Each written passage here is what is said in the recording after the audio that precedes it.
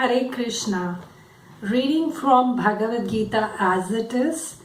Bhagavad Gita ki jai, Srila Prabhupada ki jai, Om Namo Bhagavate Vasudevaya. Reading from second chapter, contents of the Gita summarized, verse number 56. Dukheshvanudvignamana sukheshu vikataspraha vitaragabhaya krodha stitadhir muniruchyate. One who is not disturbed in mind, even amidst the threefold miseries, or elated when there is happiness, and who is free from attachment, fear and anger, is called a sage of steady mind. Purport by His Divine Grace A.C. Bhaktivedanta Swami Srila Prabhupada ki jai.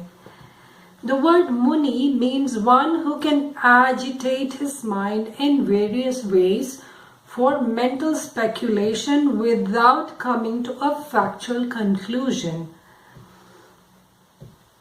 It is said that every Muni has a different angle of vision, and unless a Muni differs from other Munis, he cannot be called a Muni in the strict sense of the term. Nasa vrishir yasya matam na bhinnam. Mahabharata Vanaparva 3.1.117. But a Stitadhir Muni, as mentioned herein by the Lord, is different from an ordinary Muni. The Stitadhir Muni is always in Krishna consciousness, for he has exhausted all his business of creative speculation. He is called Prashanta Nishesha Mano Rathantara Stotra Ratna 43, or one who has surpassed the stage of mental speculations and has come to the conclusion that Lord Sri Krishna or Vasudeva is everything. Vasudeva Sarvam Iti Sa Mahatma Sudurlabha. He is called a Muni fixed in mind. Such a fully Krishna conscious person is not at all disturbed by the onslaughts of the threefold miseries, for he accepts all miseries as the mercy of the Lord, thinking himself only worthy of more trouble due to his past misdeeds, and he sees that his miseries by the grace of the Lord are minimized to the lowest. Now this is a very useful and practical point that one can apply in one's life. A truly Krishna conscious person may be having a life full of troubles.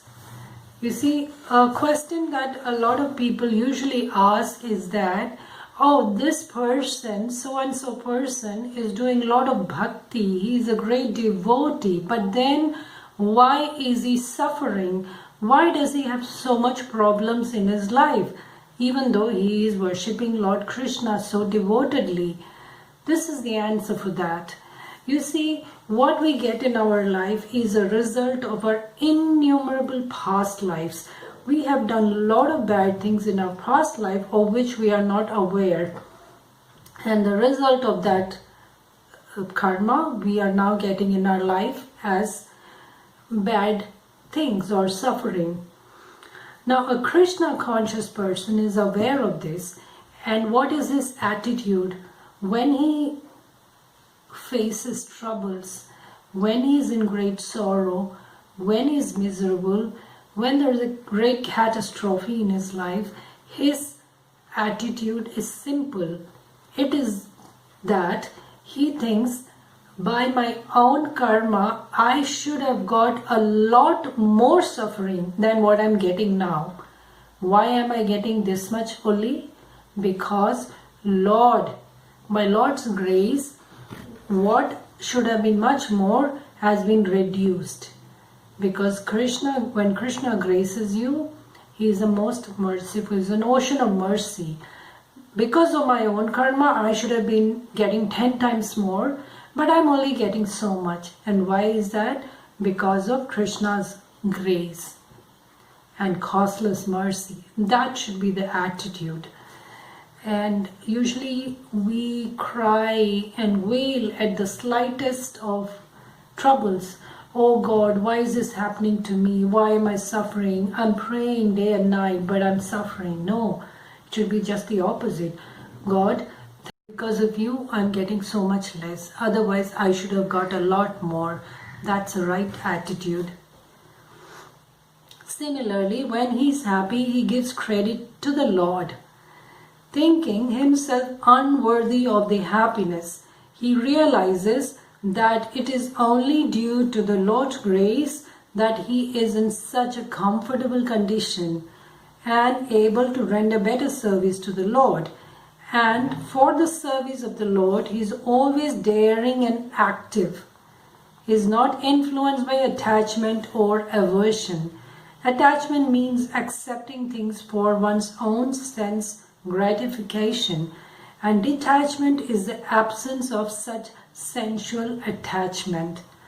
But one fixed in Krishna consciousness has neither attachment nor detachment, because his life is dedicated to the service of the Lord. Consequently, he is not at all angry when his attempts are unsuccessful. Success or no success, a Krishna conscious person is always steady in his determination. So when he is suffering, he thanks God that because of you, I'm getting only a little suffering. I should have got a lot more because of my own bad karma, but I'm getting only little. When something good happens in his life, he does not take credit for it again. He says, because of you, my Lord, I'm in such a comfortable position, and that comfort he uses in service of the Lord. And that is the attitude of a Sthita Pragya Muni, or a person in Krishna consciousness. With that, I would stop this verse. Hope you have understood something.